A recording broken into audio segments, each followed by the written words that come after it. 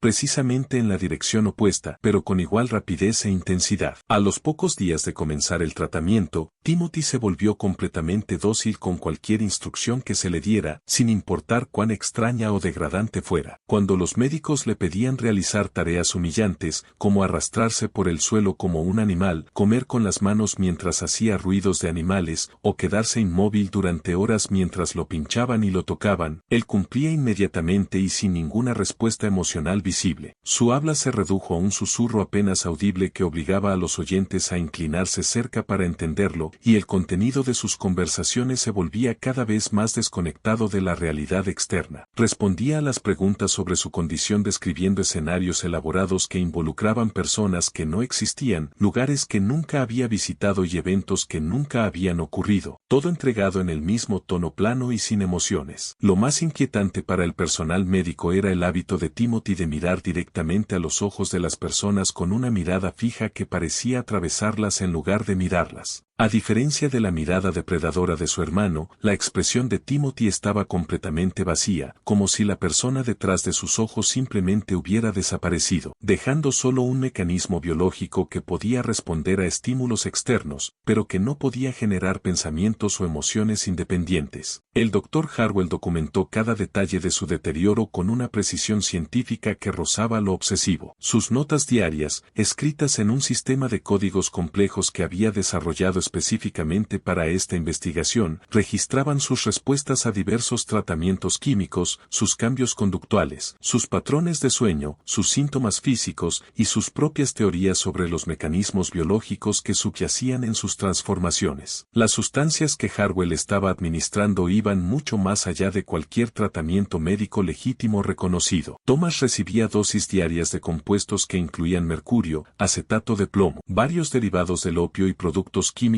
experimentales que Harwell había obtenido mediante correspondencia con investigadores europeos que trabajaban en lo que ellos llamaban farmacología conductual. El objetivo era destruir sistemáticamente las partes de su cerebro responsables de la empatía, el razonamiento moral y el control de los impulsos, mientras se potenciaban las áreas asociadas con la agresión y el comportamiento depredador. El tratamiento de Timothy implicaba sustancias diferentes pero igualmente peligrosas diseñadas para crear el efecto opuesto. Sus medicamentos diarios incluían altas dosis de morfina combinadas con sedantes experimentales, compuestos que afectaban la formación de la memoria y productos químicos que Harwell creía lo harían completamente dependiente de la autoridad externa para incluso las decisiones más básicas. El objetivo era reducir a Timothy a un estado de completa sumisión psicológica donde sería incapaz de pensar de forma independiente o resistirse a cualquier orden. Otros miembros del personal médico del colegio comenzaron a expresar serias preocupaciones sobre los métodos de Harwell a medida que las condiciones de los gemelos se volvieron imposibles de ignorar. El Dr. Edmund Carver, que enseñaba anatomía y tenía 30 años de experiencia con casos médicos inusuales, notó que Harwell estaba utilizando sustancias que no se empleaban normalmente en ninguna forma de tratamiento médico reconocido. Cuando Carver intentó revisar los protocolos de tratamiento y las notas de investigación de Harwell, le dijeron que la información era confidencial y que la interferencia externa podría poner en peligro la recuperación de los gemelos. La enfermera Margaret Pickham, hija del predicador metodista a quien Thomas había atacado en la plantación, había sido asignada para asistir en el cuidado diario de ambos pacientes. Lo que ella presenció durante sus turnos la dejó profundamente traumatizada y convencida de que algo horrible se estaba disfrazando como investigación médica. Comenzó a llevar sus propios registros privados sobre las condiciones de los gemelos, documentando cambios que ella creía que ningún tratamiento médico legítimo podría producir. Según sus notas, Thomas había comenzado a hacer planes detallados para matar a otros pacientes y miembros del personal, describiendo métodos específicos de tortura y asesinato con entusiasmo y precisión técnica que sugerían un conocimiento extenso de la anatomía humana. Explicaba exactamente cómo romper huesos para obtener el máximo. Estas conversaciones eran entregadas en tonos amigables y conversacionales, lo que las hacía infinitamente más perturbadoras que si hubiera estado despotricando o gritando. Mientras tanto, Timothy se había vuelto tan pasivo que no comía, bebía, se movía ni siquiera respiraba profundamente, a menos que se le indicara específicamente hacerlo. La enfermera Whitcomb descubrió que podía colocar a Timothy en cualquier postura, y él permanecería congelado en esa posición exacta durante horas, como una estatua viviente que había sido posicionada por un artista. Sus respuestas a las preguntas se volvieron cada vez más retrasadas, como si las palabras tuvieran que recorrer distancias enormes a través de su mente antes de llegar a la parte de su cerebro capaz de formular respuestas.